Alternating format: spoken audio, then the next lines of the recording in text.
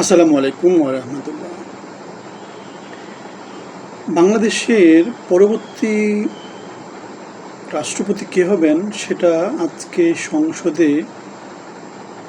সংসদ সদস্যদের ভোটে নির্বাচনের মধ্য দিয়ে নির্ধারিত হবে। প্রতিদ্বন্দ্বিতা করছেন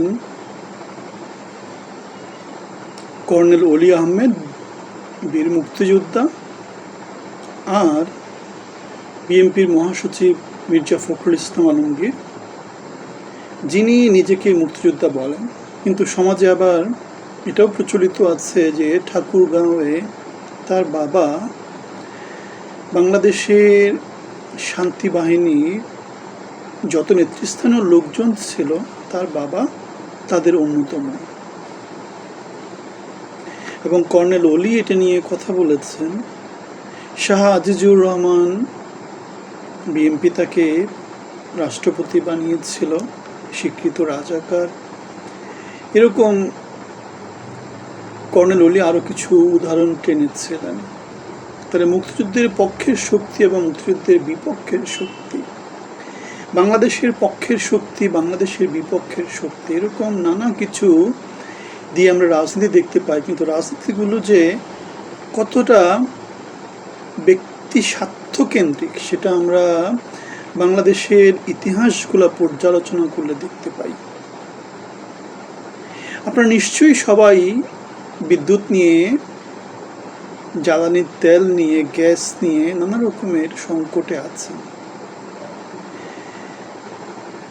তৈরি পোশাকের বড় একটা অংশ বাংলাদেশের গ্যাসের উপর ডিপেন্ড করে। এখন গ্যাসের সাপ্লাই না থাকাতে পত্রপত্রিকার মধ্য দিয়ে যে খবর এসেছে যে বাংলাদেশের 900 শিল্প কারখানা বন্ধ হয়ে গেছে।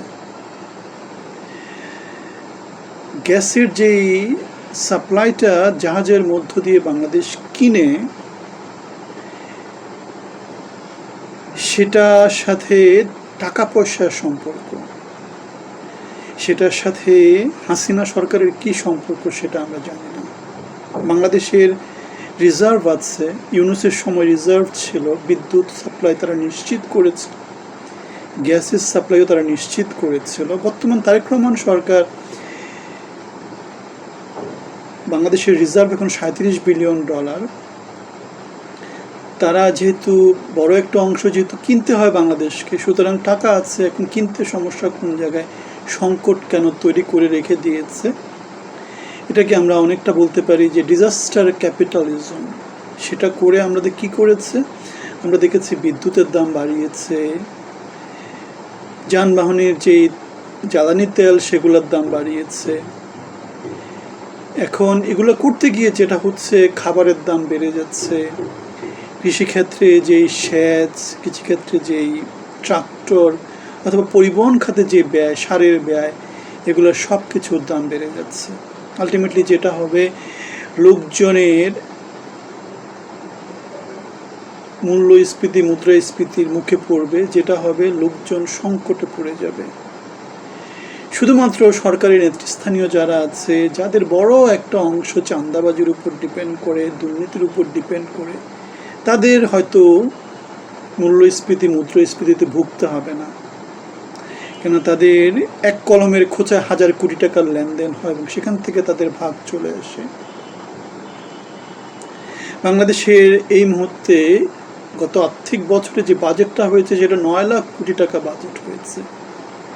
বাজেটের বড় একটা অংশই যেটা যেহেতু রাজনৈতিক নেতৃবৃন্দের হাত দিয়ে যেহেতু খরচ হয়, সুতরাং বড় একটা অংশই তাইরে নাইরে করে লুটপাট হয়ে যায়। বাংলাদেশের মানুষজনের যে করের টাকা, সেই করের টাকা তারা এইভাবে দেদারসে লুটপাট করে।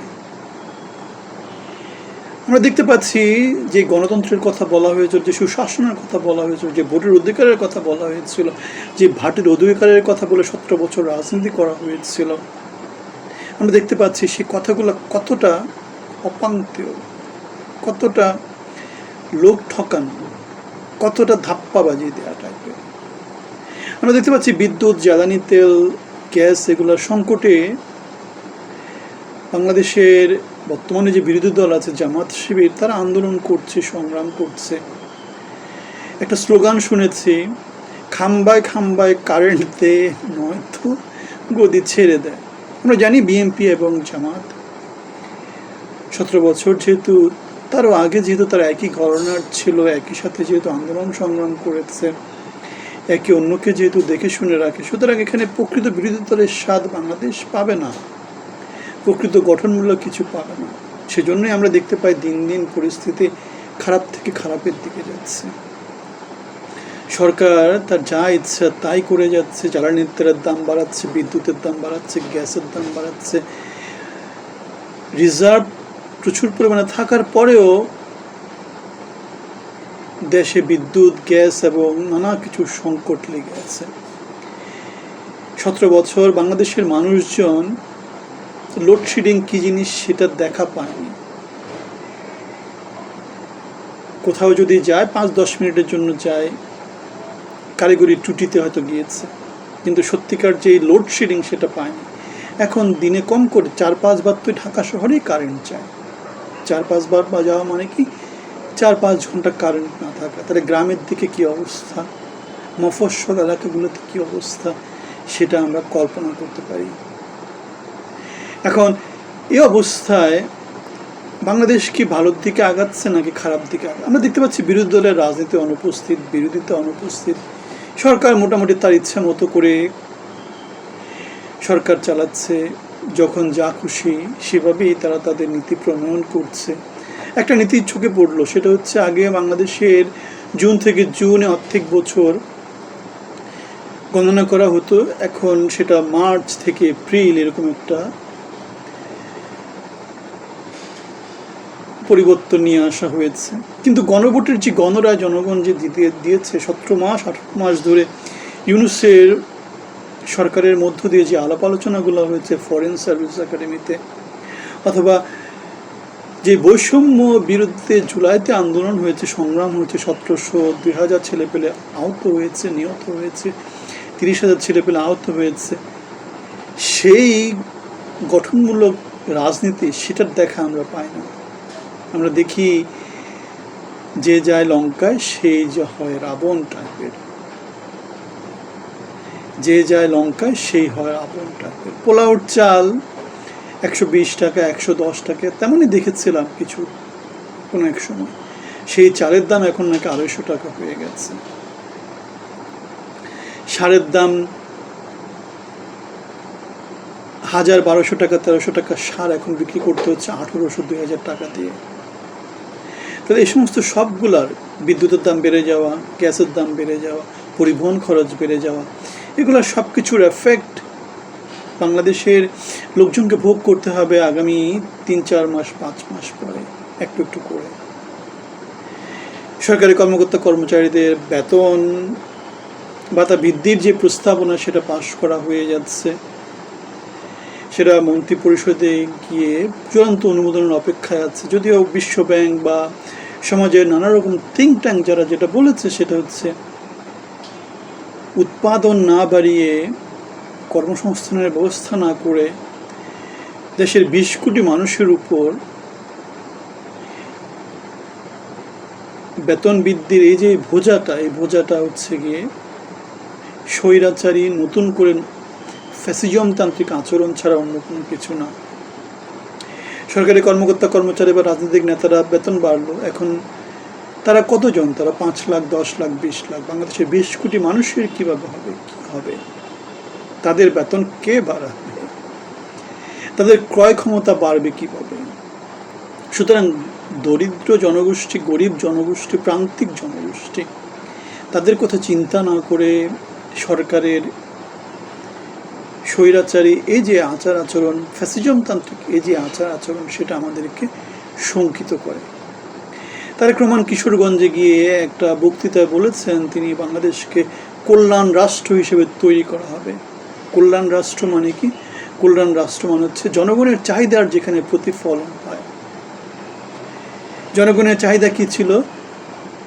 সুশাসন নিশ্চিত করা, চোর ডাকাত বদমাশ কেন্দ্রিক শাসন থেকে সুশিক্ষিত সমাজে গ্রহণযোগ্য লোকজনকে দিয়ে শাসনতন্ত্র পরিচালনা করা, চাঁদাবাজি, দখলদারি, মাস্তানি, সিন্ডিকেট বাণিজ্য এগুলো থেকে বেরিয়ে আসা, জনগণের যোগ্য জনপ্রতিনিধিদেরকে সংসদে নিয়ে যাওয়া।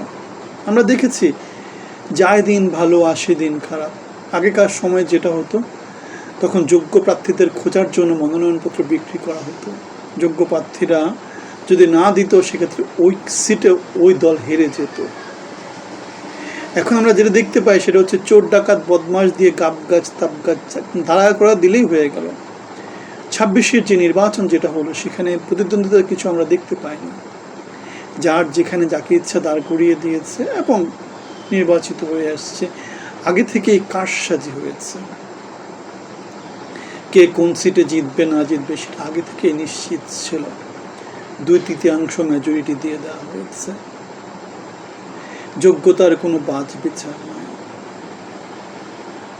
সুতরাং আমরা দেখতে পাচ্ছি বাংলাদেশ দিন থেকে দিন খারাপের দিকে যাচ্ছে। জনগণের ভাগ্য নিয়ে যারা ছিনিমিনি খেলছে, জনগণ যখন আবার একত্রিত হবে, তাদেরকে আবার সে আগের মতো পালিয়ে যেতে হবে। এবং সুশাসন নিশ্চিত করা না গেলে, সৎ এবং যোগ্য লোকের শাসন নিশ্চিত করা না গেলে, যারা বাংলাদেশ থেকে পালিয়ে গিয়েছে তারাই বাংলাদেশের ত্রাণকর্তা হিসেবে বাংলাদেশে আবির্ভূত হবে। আমরা দেখেছি আমাদের তথ্যমন্ত্রী, আমাদের তারেক রহমান সরকারের রাজনৈতিক উপদেষ্টা ডক্টর জাহিদুর রহমান একটা কথা বলেছে, বিদ্যুৎ এবং জ্বালানি নিয়ে যে সংকট, সেই সংকটে এই সরকারের সৃষ্টি না।